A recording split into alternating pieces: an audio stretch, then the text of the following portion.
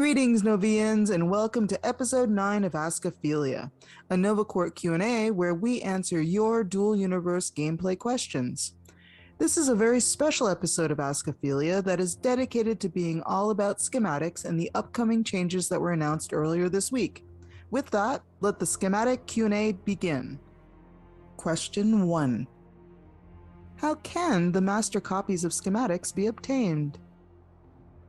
So you don't actually obtain the master copies of schematics, you simply copy from them.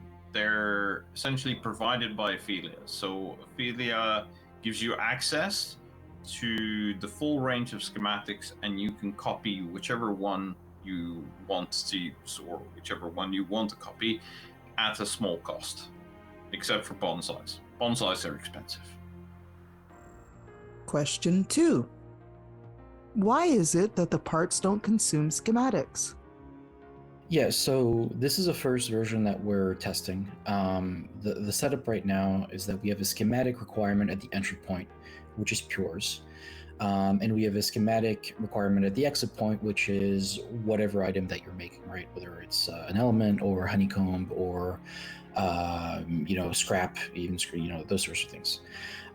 We want to see if this can be viable without necessarily adding schematic copies to parts, partly to limit the number of schematics. And again, we've spoken a little bit about this before, but just to sort of limit the number of schematics that you need to handle, but also just to streamline the whole process a little bit and to make that a little bit simpler. Now, if from the economical side it turns out to be a problem and there's too many parts or there's too many people just running, I mean, there's going to be a supply and demand problem at some point. I don't think you're going to want to waste resources on parts that are not worth very much anyway. But if there does come out to be an economical problem in regards to not having schematics on parts, that's something that we can fix very rapidly. It's not really a big barrier, which is partly why we wanted to test this first version without schematics on parts. And then adding in schematics is a lot easier than removing them. So if this doesn't work out, if there's some slight tweaks that we need to do, those are easy enough to do down the road. Question 3. Will there be a PTS phase to test the new changes for schematics? That way, everyone can test these changes and understand what that means for each player industry. Unfortunately, no. Due to time constraints, the schematics will be making their way to the live server directly.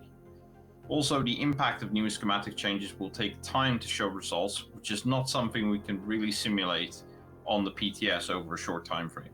So actually putting it on the PTS is not as productive for us, and as such it just essentially comes with a large cost. So we'll be going directly to the live server with these. Question 4. Are the copied schematics tradable? Yes. Not a very long answer for this one.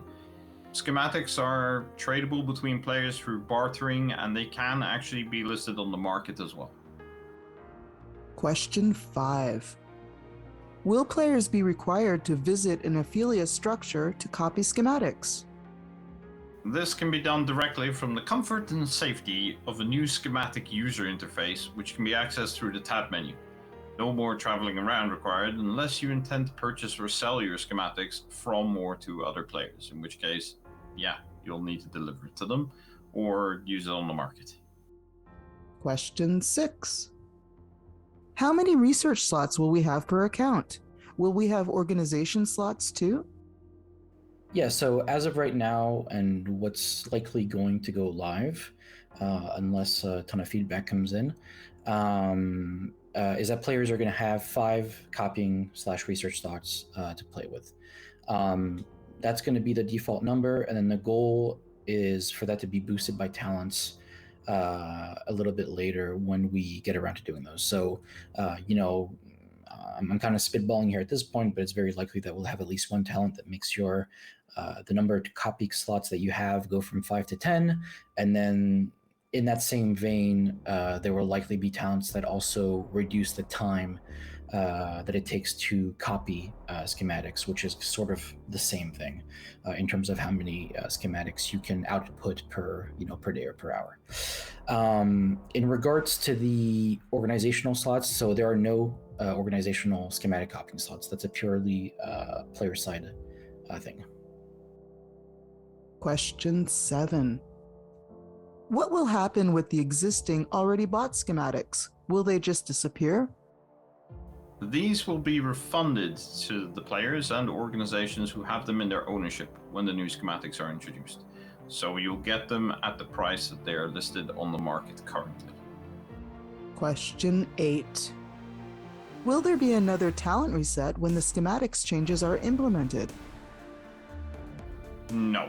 There are no talents directly related to schematics at this time, and as such, there will be no talent reset involved because it would only reset the industries themselves, and they fundamentally aren't changing their behavior. They're becoming more accessible, not less accessible. Question 9. The change to schematics is a soft cap on solo industry gameplay. Is there room in Dual Universe for solo industrialists?